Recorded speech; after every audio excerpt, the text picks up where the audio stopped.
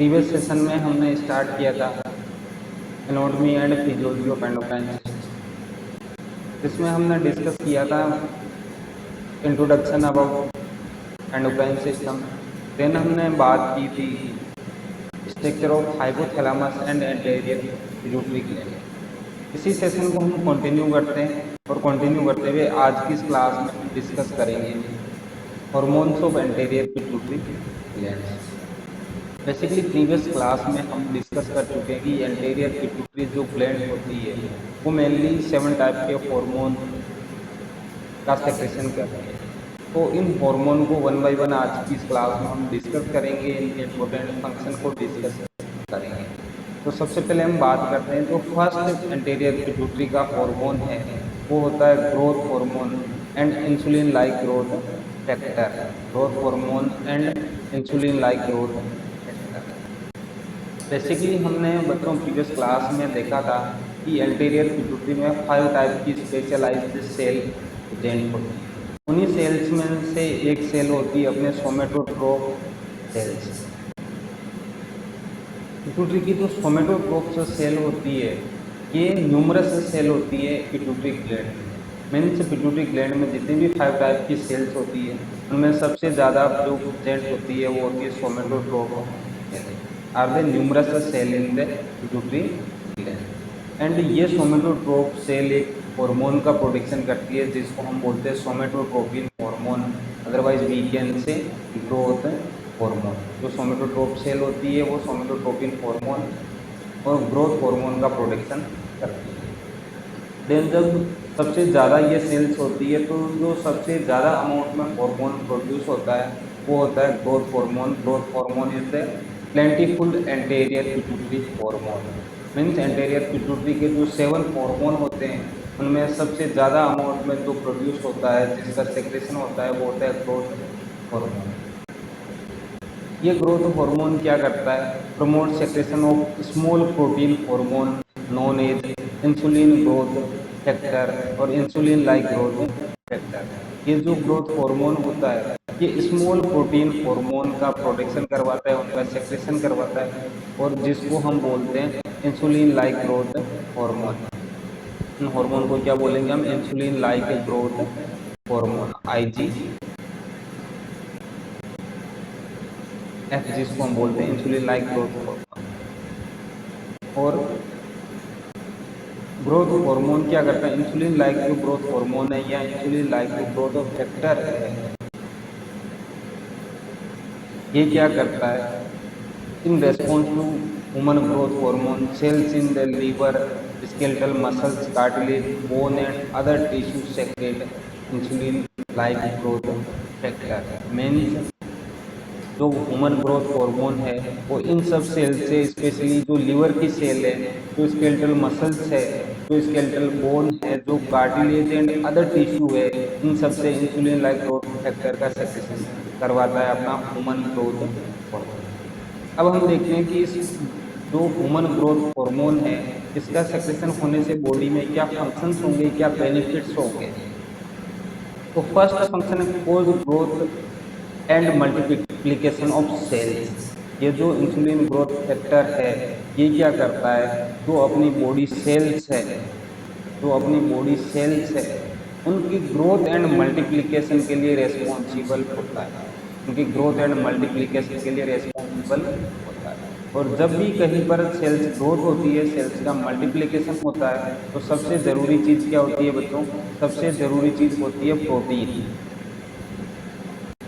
क्योंकि सेल्स का जो मोस्ट ऑफ पोर्शन होता है वो प्रोटीन से बना रहता है। तो सेल्स ग्रोथ के लिए, सेल्स मल्टीप्लिकेशन के लिए प्रोटीन चाहिए।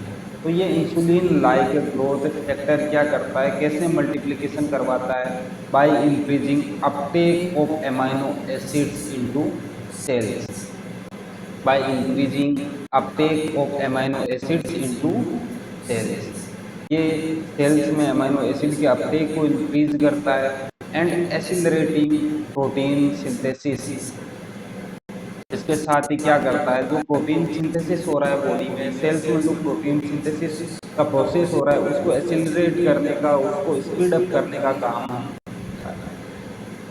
देन इससे क्या होगा, due to this effect of insulin growth factor HCG increase growth rate of skeleton and skeleton muscles during childhood and tin agers.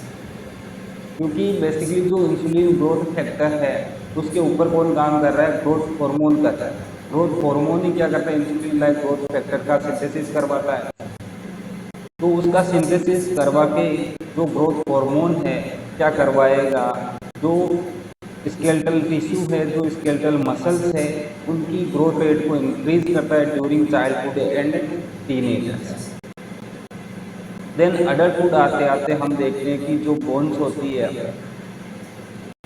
वो उसमें उनकी साइज इंक्रीज होना बंद हो जाती है। एक फिक्स टाइम तक ये बोन्स की ग्रोथ होती है। इन अडल्ट ये जो human growth hormone and insulin like growth factor है ये क्या करवाते हैं, in adult it helps to maintain the mass of muscles.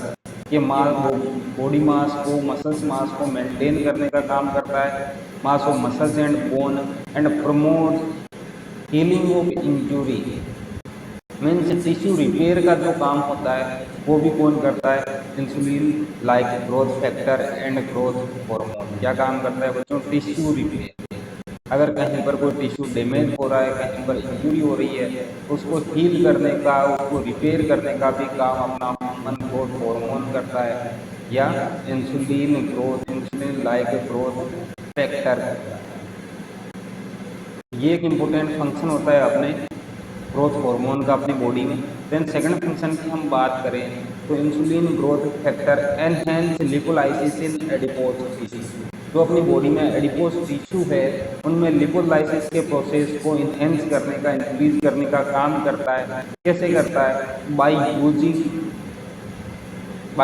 Increase the use of release the fatty acid for ATP production.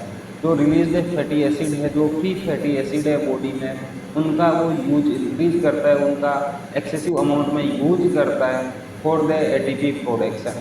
तो बॉडी को energy चाहिए ATP के form में, उसके प्रोडक्शन के लिए ये रिलीज द फैटी एसिड को यूटिलाइज करता है।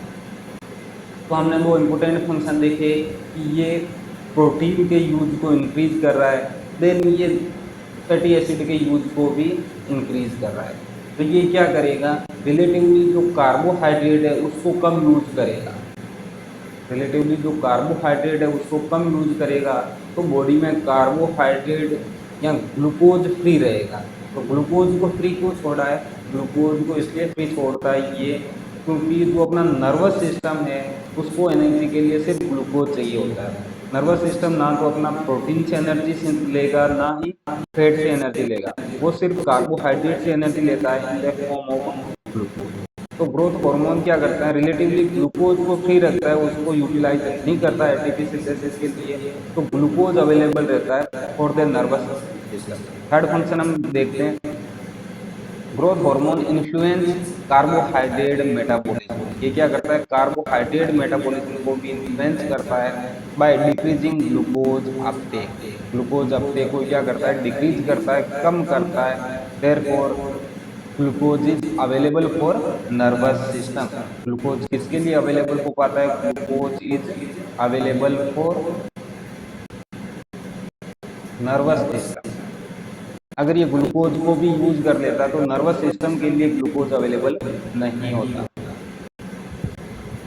देयरफॉर ग्रोथ हार्मोन क्या करता है, decrease use of glucose for ATP production. Then ये बॉडी में ग्लूकोज के लेवल को मेंटेन करने का भी काम करता है। कैसे करता है, तो एक तो ये क्या करता है, ग्लूकोज को यूज नहीं करता। देन ऑल्सो स्टिमुलेट लीवर, ये लीवर को भी स्टिमुलेट करता है for the release of glucose into. तो अल्टीमेटली हम कह सकते हैं कि ग्रोथ हार्मोन क्या कर रहा है, अपने सीरम ग्लूकोज लेवल को मेंटेन करके रखता है। ग्रोथ हार्मोन क्या करता है, अपने सीरम ग्लूकोज लेवल को मेंटेन करता है। कैसे करता है, मेंटेन सीरम ग्लूकोज लेवल कैसे करता है, तो दो वे में करता है। एक तो ग्लूकोज के यूज को क्या करता है, डिक्रीज करता है, देन रिलीज को इंक्रीज करता है, लीवर को स्टिमुलेट करता है फ्री ग्लूकोज को रिलीज करने के लिए। नेक्स्ट आगे बढ़ते हैं, नेक्स्ट फंक्शन को हम बात करते हैं।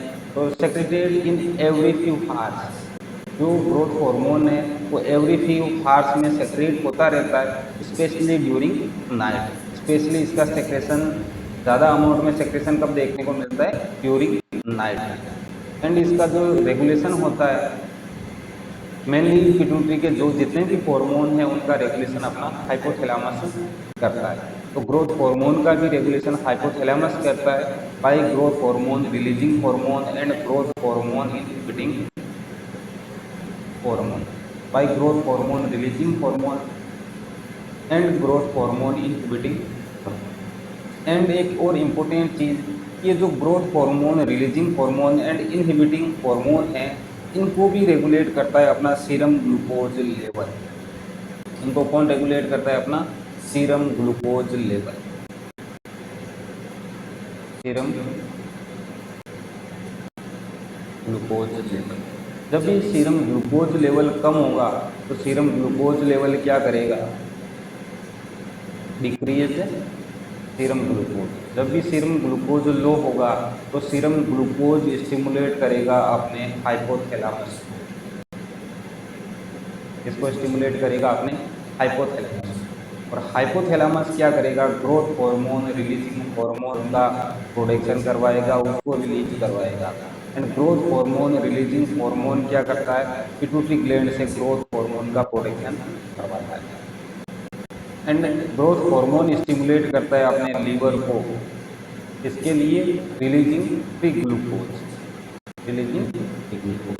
जब लीवर ग्लूकोज को रिलीज करेगा तो अल्टीमेटली क्या होगा, सीरम ग्लूकोज लेवल इंक्रीज हो जाएगा। और सेम इसके ऑपोजिट, जब सीरम ग्लूकोज लेवल नॉर्मल से ज़्यादा हो जाता है, हाइपरग्लाइसेमिया की कंडीशन हो जाती है, तो ये as a negative feedback work करता है। ये जो एक्सेसिव ग्लूकोज लेवल है वो अपना नेगेटिव फीडबैक देता है हाइपोथैलेमस को for the secretion of growth hormone inhibiting hormone. जब भी ग्लूकोज लेवल ज़्यादा होगा तो हाइपोथैलेमस को ये नेगेटिव फीडबैक देगा, और हाइपोथैलेमस क्या करेगा, ग्रोथ हार्मोन इनहिबिटिंग हार्मोन का प्रोडक्शन करेगा। ये growth hormone inhibiting hormone suppress करेगा पिट्यूटरी को ग्रोथ हार्मोन का सेक्रेशन बंद करने में। जैसे ग्रोथ हार्मोन का सेक्रेशन बंद होगा, लीवर से ग्लूकोज रिलीज होना बंद हो जाएगा, ब्लड ग्लूकोज लेवल डिक्रीज होगा एंड नॉर्मल को आ जाएगा।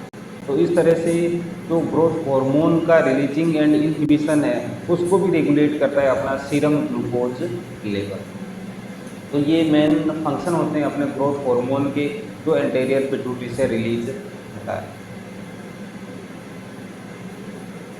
देन सेकंड हार्मोन की हम बात करें तो thyroid stimulating hormone, otherwise we can say TS, thyroid stimulating.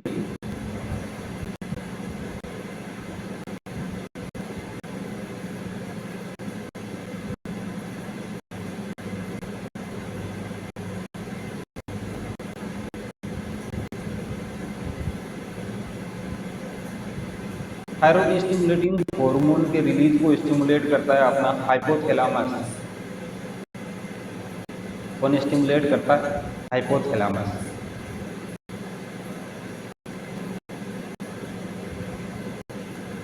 Bye releasing thyroid releasing hypothalamus एक हार्मोन को रिलीज करता है जिसको हम बोलते हैं थायराइड रिलीजिंग हार्मोन या TRH। ये थायराइड रिलीजिंग हार्मोन स्टिमुलेट करता है अपने पिट्यूटरी ग्लैंड को for the production of TSH, for the production of TSH। And TSH और थायराइड स्टिमुलेटिंग हार्मोन स्टिमुलेट करेगा थायराइड ग्लैंड को for the release of thyroid hormone T3 and T4, for the production of T3 and T4। And T3 and T4 का basic function होता है metabolism. ये body में metabolism के लिए responsible होते हैं, और रेस्पॉन्सिबल फॉर द मेटाबॉलिज्म। तो इस तरह से इनका रिलीज जो है T3 एंड T4 का और थायराइड स्टिमुलेटिंग हार्मोन का, वो रेगुलेट करते हैं अपना hypothalamus by thyroid releasing hormone. लेकिन यहाँ पर थायराइड स्टिमुलेटिंग हार्मोन के लिए कोई इनहिबिटरी हार्मोन नहीं होता। यहाँ पर नेगेटिव फीडबैक मैकेनिज्म वर्क करती है। जब भी T3 एंड T4 का सीरम लेवल नॉर्मल से ज़्यादा हो जाता है, इंक्रीज हो जाता है, तो ये नेगेटिव फीडबैक मैकेनिज्म यहाँ पर काम करती है। ये मैसेज देता है अपने हाइपोथैलेमस को, और हाइपोथैलेमस क्या करता है, टीआरएस का प्रोडक्शन बंद कर देता है। हाइपोथैलेमस थायराइड रिलीजिंग हार्मोन का सेक्रेशन बंद करेगा, और जब हाइपोथैलेमस से टीआरएच नहीं बनेगा तो टीएसएच का सेक्रेशन भी स्टॉप कर देगा, और इसी के रिजल्ट में T3 एंड T4 का प्रोडक्शन कम हो जाएगा। तो इस तरह से ये नेगेटिव फीडबैक मैकेनिज्म वर्क करती है थायराइड स्टिमुलेटिंग हार्मोन के प्रोडक्शन को सेपरेशन करने के लिए। थर्ड जो एंटीरियर पिट्यूटरी का हार्मोन होता है, वो होता है follicle stimulating hormone. Follicle stimulating hormone, follicle stimulating hormone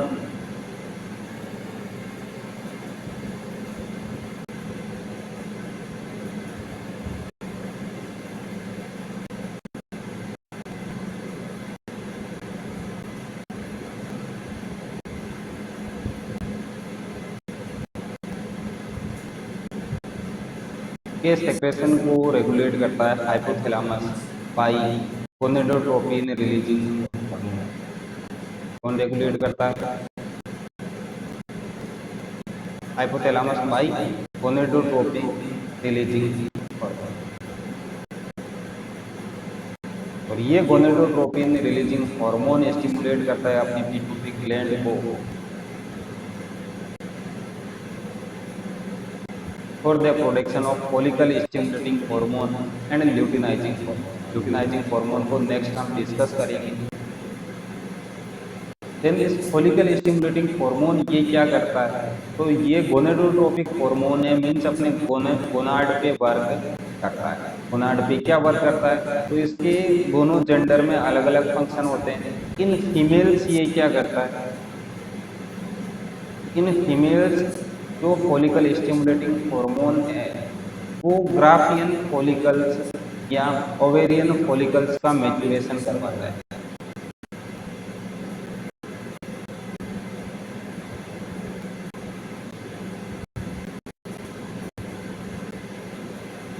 ovarian follicles का मैच्योरेशन करवाने के लिए रेस्पॉन्सिबल। इसी के साथ ये जो फॉलिकल स्टिमुलेटिंग हार्मोन है इन फीमेल एस्ट्रोजन के प्रोडक्शन के लिए रेस्पॉन्सिबल होता है। इन फीमेल एक तो ये ग्राफियन फॉलिकल या ओवेरियन फॉलिकल का मैच्योरेशन करवाता है, और इसी के साथ ये एस्ट्रोजन के प्रोडक्शन के लिए रेस्पॉन्सिबल होता है। इन मेल हम बात करें तो इन मेल ये जो हार्मोन है फॉलिकल स्टिमुलेटिंग हार्मोन रेस्पॉन्सिबल होता है for the production of sperm. Sperm के प्रोडक्शन के लिए ये हार्मोन रेस्पॉन्सिबल।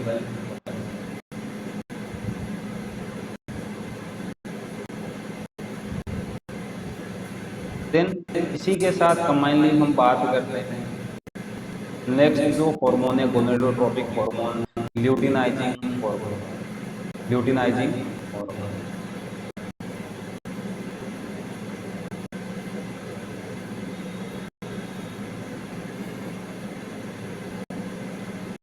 ल्यूटिनाइजिंग हार्मोन क्या करता है, जो मैच्योर ग्राफियन फॉलिकल है उसको रिलीज करवाने का काम करता है, या सेकेंडरी वो साइड को रिलीज करवाता है in female.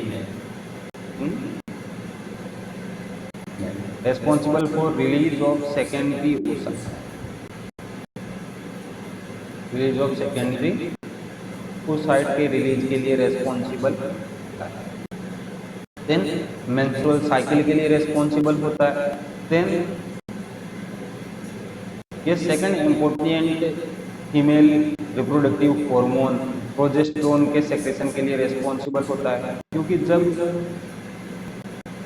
Graafian follicle rupture होता है एंड सेकेंडरी oocyte रिलीज होता है या ओवुलेशन होता है, तो वहीं पर ओवेरी में एक स्ट्रक्चर का फॉर्मेशन होता है जिसको हम बोलते हैं कॉर्पस ल्यूटियम। Corpus luteum. तो हम कह सकते हैं कि जो ल्यूटिनाइजिंग हार्मोन होता है वो रेस्पॉन्सिबल होता है for the formation of corpus luteum, और इसी कॉर्पस ल्यूटियम से ये प्रोजेस्टेरोन का सिंथेसिस करवाता है, प्रोडक्शन करवाता है। रेस्पॉन्सिबल फॉर द सिंथेसिस या release of progesterone from corpus luteum. In male की बात करें तो मेल में ये ल्यूटिनाइजिंग हार्मोन रेस्पॉन्सिबल होता है, इम्पोर्टेंट हार्मोन टेस्टोस्टेरोन के सेक्रेशन के लिए। टेस्टोस्टेरोन के सेक्रेशन के लिए रेस्पॉन्सिबल होता है ल्यूटिनाइजिंग हार्मोन इन मेल्स। तो ये बेसिक फंक्शन होते हैं follicle stimulating hormone and luteinizing hormone के in male and in female. यहाँ पर भी इसका सिर्फ सेक्रेशन रेगुलेट होता है हाइपोथैलेमस के द्वारा by producing gonadotropin releasing hormone, लेकिन यहाँ पर कोई इनहिबिटिंग हार्मोन हाइपोथैलेमस प्रोड्यूस नहीं करता है। यहाँ पर नेगेटिव फीडबैक मैकेनिज्म वर्क करती है। जब भी प्रोजेस्टेरोन, एस्ट्रोजन एंड टेस्टोस्टेरोन के सीरम लेवल नॉर्मल से ज़्यादा होते हैं तो ये स्टिमुलेट करते हैं अपने हाइपोथैलेमस को, और हाइपोथैलेमस गोनेडोट्रोपिन रिलीजिंग हार्मोन के सिंथेसिस को कम करता है, बंद कर देता है, और उसी के रेस्पॉन्स में अपनी पिट्यूटरी की एफएसएच एंड एलएच के प्रोडक्शन को सप्रेस करने का काम करती है।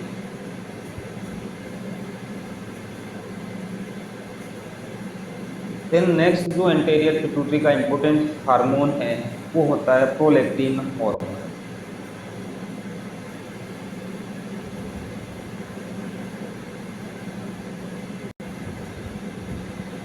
प्रोलैक्टिन हार्मोन, प्रोलैक्टिन हार्मोन का प्रोडक्शन, सिंथेसिस एंड इनहिबिशन दोनों रेगुलेट करता है हाइपोथैलेमस। हाइपोथैलेमस कैसे रेगुलेट करता है? तो bye releasing hormone prolactin releasing hormone and prolactin releasing hormone and prolactin inhibiting hormone. ये जो प्रोलैक्टिन इनहिबिटिंग हार्मोन होता है स्पेशली डोपामाइन होता है। क्या होता है? डोपामाइन होता है।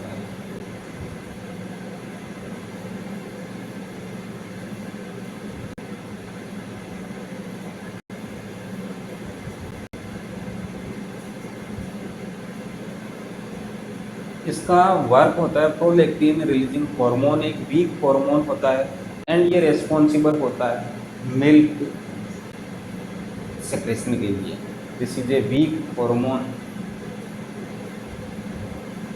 And responsible for milk secretion from mammary gland, from mammary gland in female. Female में मेमोरी ग्लैंड से मिल्क सेक्रेशन के लिए रेस्पॉन्सिबल होता है एंड ये टुगेदर वर्क करता है मिल्क सेक्रेशन के लिए। ये अदर हार्मोन जैसे कि प्रोलैक्टिन, एस्ट्रोजन, प्रोजेस्टेरोन, इन सब के साथ मिलकर वर्क करता है मिल्क सेक्रेशन। लेकिन मिल्क इजेक्शन के लिए अनदर हार्मोन रेस्पॉन्सिबल होता है जिसको हम बोलते हैं ऑक्सीटोसिन। ये मिल्क सेक्रेशन के लिए रेस्पॉन्सिबल होता है and oxytocin. Oxytocin posterior pituitary का हार्मोन है जिसको हम फर्दर डिस्कस करेंगे। ये रेस्पॉन्सिबल होता है for the milk access.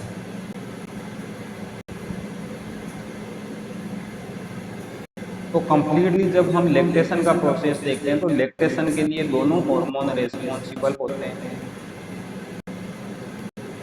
Prolactin and oxytocin.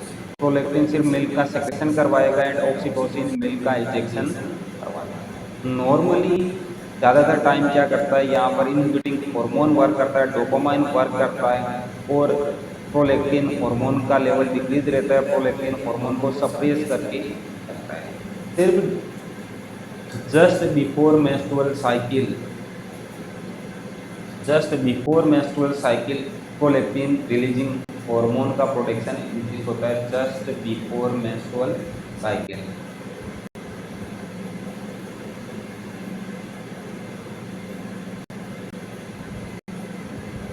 और जब प्रोलैक्टिन रिलीजिंग हार्मोन का लेवल इंक्रीज होगा तो यहाँ पर ये इतना सफिशिएंट नहीं होता कि मिल्क का प्रोडक्शन करवा पाए, लेकिन मेंस्ट्रुअल साइकिल बिगिन होने से जस्ट पहले जो ब्रेस्ट टेंडरनेस देखने को मिलती है वो प्रोलैक्टिन रिलीजिंग हार्मोन के कारण होती है। और जैसे ही मेंस्ट्रुअल साइकिल बिगिन होता है तो मेंस्ट्रुअल साइकिल जब स्टार्ट होता है तो इनिशियल जो फेज होती है, जो ब्लीडिंग फेज होती है, उस फेज में एस्ट्रोजन एंड प्रोजेस्टेरोन के लो लेवल होते हैं और यहाँ पर डोपामाइन वर्क करता है as inhibiting hormone and prolactin releasing hormone को सप्रेस करने का काम करता है। तो नॉर्मल मेंस्ट्रुअल साइकिल के ज़्यादातर टाइम में ये इनहिबिटिंग हार्मोन ही वर्क करता है। Only in the case of pregnancy, जब प्रेगनेंसी हो जाती है तो प्रेगनेंसी के टाइम में प्रोलैक्टिन रिलीजिंग हार्मोन वर्क करता है, क्योंकि वहाँ पर एस्ट्रोजन एंड प्रोजेस्टेरोन का लेवल हाई रहता है। During pregnancy estrogen and progesterone high रहेंगे तो ये पीआरएच को रिलीज करवाएंगे एंड मिल्क का सेक्रेशन वहाँ पर होएगा। लेकिन नॉर्मली मिल्क का सेक्रेशन नहीं होता, प्रोलैक्टिन इनहिबिटिंग हार्मोन यहाँ पर वर्क करता है। देन मेल जेंडर में कोई इसका स्पेसिफिक फंक्शन देखने को नहीं मिलता प्रोलैक्टिन हार्मोन का, लेकिन अगर एक्सेस अमाउंट में प्रोलैक्टिन हार्मोन का सेक्रेशन इन मेल होता है तो ये इम्पोर्टेंस करवा सकता है। Responsible for impotence in male. Excessive secretion is responsible for impotence in and in female की बात करें तो प्रोलैक्टिन हार्मोन का एक्सेस सेक्रेशन फीमेल में करवाता है गैलेक्टोज एंड एमिनोरिया एंड ये रेस्पॉन्सिबल हो सकता है amenorrhoea.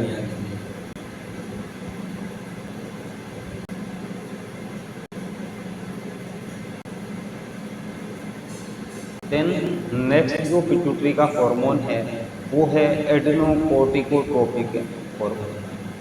Adrenocorticotropic hormone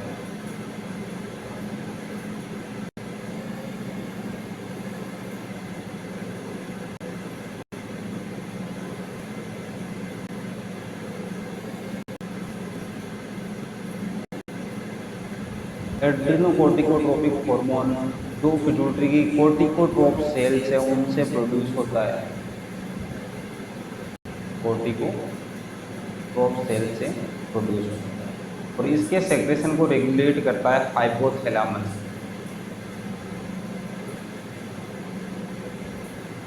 regulated by hypothalamus. कैसे रेगुलेट करता है तो releasing corticotropic releasing hormone. Hypothalamus एक हार्मोन रिलीज करता है जिसको हम बोलते हैं corticotropic releasing hormone. Corticotropic releasing hormone stimulate करेगा पिट्यूटरी ग्लैंड को for the release of adrenocorticotropic hormone and adrenocorticotropic hormone work करता है अपनी एड्रिनल ग्लैंड पे for the release of glucocorticoids specially cortisol.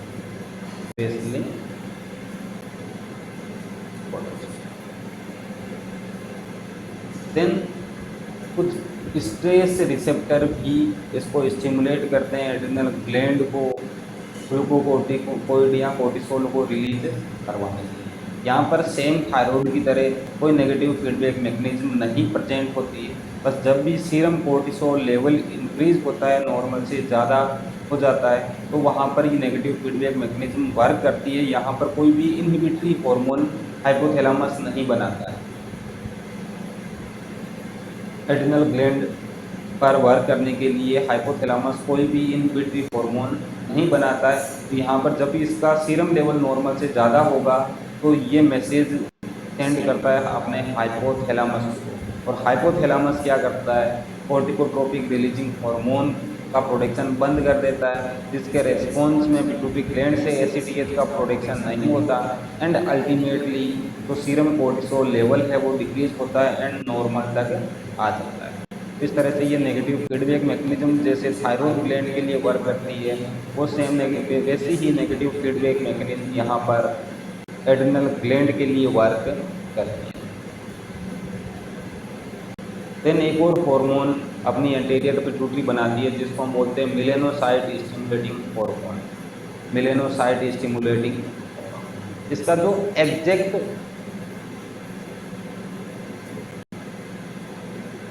Function है वो अननोन है। मेलेनोसाइट स्टिमुलेटिंग हार्मोन का जो एग्जैक्ट रोल है बॉडी में वो अभी तक अननोन है, अभी तक अपने को पता नहीं चला है कि ये क्या काम करता है। लेकिन कुछ स्टडीज शो करती है कि इन मेल इसका excess production responsible for darkness of, अगर इसका एक्सेस अमाउंट में प्रोडक्शन होता है, सेक्रेशन होता है, तो स्किन के डार्कनेस को कोज कर सकता है। देन कुछ स्टडीज सजेस्ट करती है कि सम अमाउंट में ये इंटेलिजेंस के लिए, अपने ब्रेन फंक्शन के लिए, अपने कोग्निटिव फंक्शन के लिए रेस्पॉन्सिबल फॉर ब्रेन फंक्शंस और we can say cognitive function. ये कुछ इंपॉर्टेंट हार्मोन होते हैं जो एंटीरियर पिट्यूटरी बनाती है। 7 टाइप के हार्मोन हैं एंड इनके डिटेल्ड फंक्शन हम 1 बाय 1 जब रिलेटेड ग्लैंड की स्टडी करेंगे, उस ग्लैंड की फिजियोलॉजी डिस्कस करेंगे, तो वहाँ पर इनके डिटेल्ड फंक्शन को हम डिस्कस करेंगे। देन हम मूव ऑन करते हैं अपना next portion, posterior pituitary gland. अभी तक हम डिस्कस कर रहे थे एंटीरियर पिट्यूटरी ग्लैंड, नेक्स्ट हम बात करते हैं पोस्टीरियर पिट्यूटरी ग्लैंड। जब फर्स्ट लेक्चर हमने डिस्कस किया था तो हमने वहाँ पर डिस्कस किया था कि अपनी जो पिट्यूटरी ग्लैंड होती है वो एक पी शेप्ड स्ट्रक्चर होती है। कैसा स्ट्रक्चर होता है? पी शेप्ड स्ट्रक्चर होता है और इसमें 2 लोब प्रेजेंट होते हैं। अपनी जो पिट्यूटरी ग्लैंड होती है पी शेप्ड स्ट्रक्चर होती है एंड इसमें 2 लोब प्रेजेंट होते हैं। जो एंटीरियर साइड का लोब होता है उसको हम एंटीरियर लोब बोलते हैं या एंटीरियर बोलते हैं, एंटीरियर। एंड ये वाला जो पोर्शन है इसको हम बोलते हैं पोस्टीरियर, इसको बोला जाता है पोस्टीरियर। ये जो पोस्टीरियर पिट्यूटरी होती है ये हाइपोथैलेमस से कनेक्टेड होती है बाय इनफंडिबुलम। ये कैसे कनेक्टेड होती है? बाय इनफंडिबुलम, हाइपोथैलेमस से कनेक्टेड।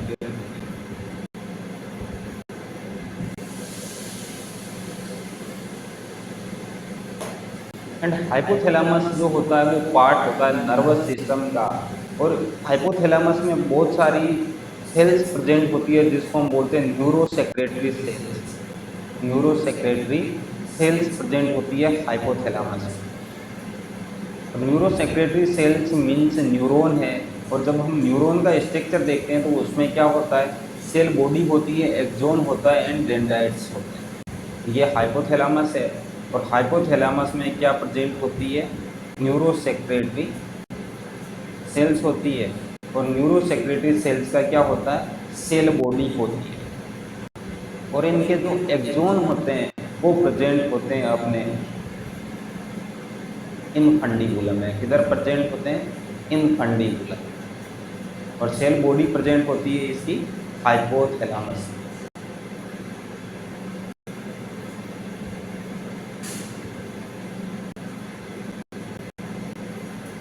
तो हम कह सकते हैं कि जो पोस्टीरियर पिट्यूटरी ग्लैंड का जो अपर पार्ट है, इनफंडिबुलर पार्ट है, वो बना हुआ रहता है axon terminal of neurosecretory cells. ये सारे क्या है? एक्सोन टर्मिनल्स है किसके? Neurosecretory cells of hypothalamus. Axon terminal of neurosecretory sales.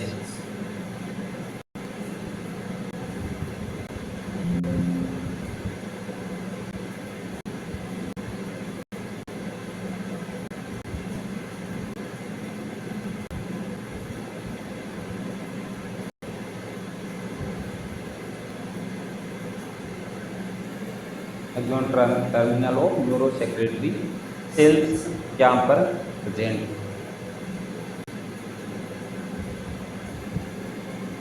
यहाँ पर कुछ स्पेसिफिक टाइप के स्ट्रक्चर प्रेजेंट होते हैं हाइपोथैलेमस में, जिसको हम बोलते हैं paraventricular nuclei and supraoptic nuclei.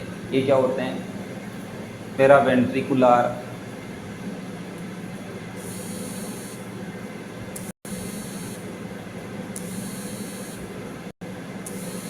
Nuclei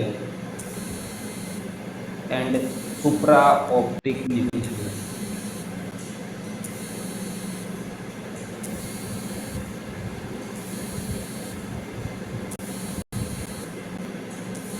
supraoptic nuclei and paraventricular nuclei present होते हैं हाइपोथैलेमस नियर सेल बॉडी। जो हाइपोथैलेमस की सेल बॉडी है उसी के जस्ट पास में ये प्रेजेंट है। अब इनका फंक्शन क्या होता है? तो जो पैरावेंट्रिकुलर न्यूक्लियाई होता है वो सिंथेसाइज करता है ऑक्सीटोसिन। इधर लिखता हूँ मैं, जो पैरावेंट्रिकुलर न्यूक्लियाई है इधर हाइपोथैलेमस वो सिंथेसाइज करता है ऑक्सीटोसिन। एंड जो सुप्रा ऑप्टिक न्यूक्लियाई है, सुप्रा ऑप्टिक न्यूक्लियाई है वो सिंथेसाइज करता है एडीएच को एंटी डायनेटिक हार्मोन। देन जो नर्व सेल होती है, न्यूरो सेक्रेटरी सेल्स होती है, जो बिगिन होती है अपने हाइपोथैलेमस से और उनके एक्सॉन टर्मिनल प्रेजेंट होते हैं पोस्टीरियर पिट्यूटरी ग्लैंड में। ये क्या करती है? एक ट्रैक्ट का फॉर्मेशन करती है। किसका फॉर्मेशन करती है? ट्रैक्ट का फॉर्मेशन करती है, जिसको हम बोलते हैं एक ट्रैक्ट का फॉर्मेशन करती है, जिसको बोलते हैं हाइपोथैलेमो हाइपोफाइजियल।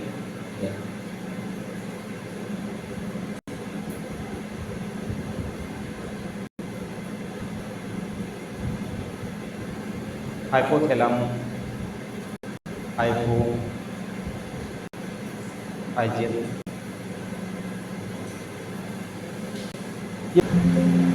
जो अपनी हाइपोथैलेमो हाइपोफाइजियल ट्रैक्ट होती है वो बिगिन होती है near paraventricular nuclei and supraoptic nuclei and ये एंड होती है नियर और इन पोस्टीरियर पिट्यूटरी ग्लैंड। तो ये क्या करती है? जो पैरावेंट्रिकुलर न्यूक्लियाई ऑक्सीटोसिन हार्मोन का सिंथेसिस करता है एंड जो सुप्रा ऑप्टिक न्यूक्लियाई एडीएच हार्मोन का सिंथेसिस करता है, ये दोनों ड्रेन होते हैं इन हाइपोथैलेमो हाइपोफाइजियल ट्रैक्ट एंड वहाँ से रीच आउट होते हैं अपने पोस्टीरियर पिट्यूटरी ग्लैंड। तो इस तरह का ये स्ट्रक्चर होता है पोस्टीरियर पिट्यूटरी ग्लैंड का, जिसमें न्यूरो सेक्रेटरी सेल्स प्रेजेंट होती है। ये न्यूरो सेक्रेटरी सेल्स एक ट्रैक्ट का फॉर्मेशन करती है, जिसको हम बोलते हैं हाइपोथैलेमो हाइपोफाइजियल ट्रैक्ट। और इस ट्रैक्ट की जो बिगिनिंग है उसके सराउंडिंग पैरावेंट्रिकुलर न्यूक्लियाई प्रेजेंट होता है, जो ऑक्सीटोसिन हार्मोन को सिंथेसाइज करने का काम करता है। एंड इसी ट्रैक्ट के नियर सुप्रा ऑप्टिक न्यूक्लियाई सिचुएटेड होता है, जो एडीएच हार्मोन को सिंथेसाइज करने का काम। देन हम बात करते हैं फंक्शन ऑफ बोथ हार्मोन। जो अपना ऑक्सीटोसिन हार्मोन है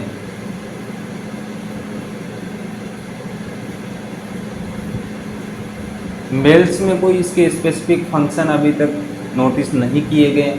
इन फीमेल हम बात करें तो इसके दो फंक्शन होते हैं during pregnancy and after child birth. During pregnancy ये क्या करता है? एक्ट करता है एक्ट ऑन यूट्रस। और यूट्रस में क्या करता है? यूट्रस की जो स्मूथ मसल्स होती है उनमें कॉन्ट्रैक्शन करवाने का काम करता है।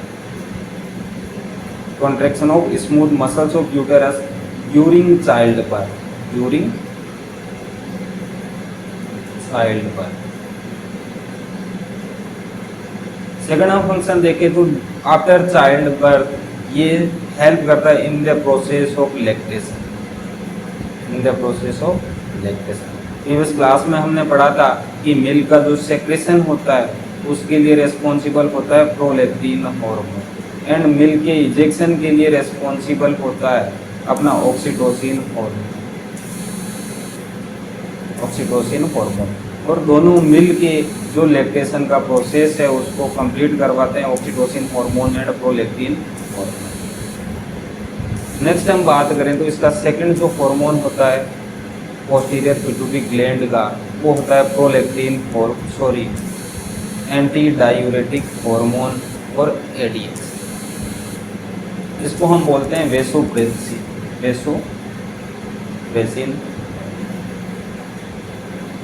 वेसोप्रेसिन हार्मोन का बेसिकली फंक्शन होता है कि किडनी से एक्सेस अमाउंट में वाटर को एक्सक्रीट होने से प्रिवेंट करना। ये क्या करता है, वाटर के रिटेंशन को इंक्रीज करता है, इंक्रीज रिटेंशन ऑफ या रीअब्जॉर्प्शन ऑफ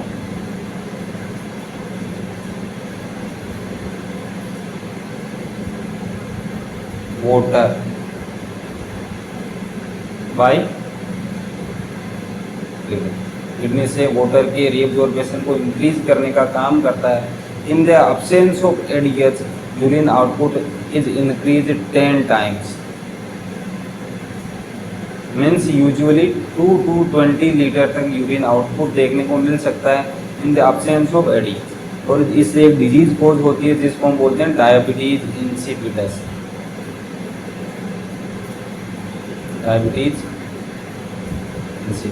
इस केस में क्या होता है, एडीएच का प्रोडक्शन नहीं हो पाता है एंड यूरिन आउटपुट 10 टाइम तक इंक्रीज हो जाता है। इसी के साथ क्या करता है, एडीएच हार्मोन ब्लड प्रेशर को भी रेगुलेट करता है बाय मेंटेनिंग ब्लड वॉल्यूम। ये ब्लड प्रेशर को मेंटेन करता है, ब्लड वॉल्यूम को मेंटेन करके, इसलिए इसका दूसरा नाम है वेसोप्रेसिन। इसको बोलते हैं वेसोप्रेसिन क्योंकि ये रेगुलेट करता है अपने ब्लड प्रेशर को। तो ये था इम्पोर्टेंट कुछ hormone of anterior pituitary gland, structure of posterior pituitary and hormones of posterior pituitary glands.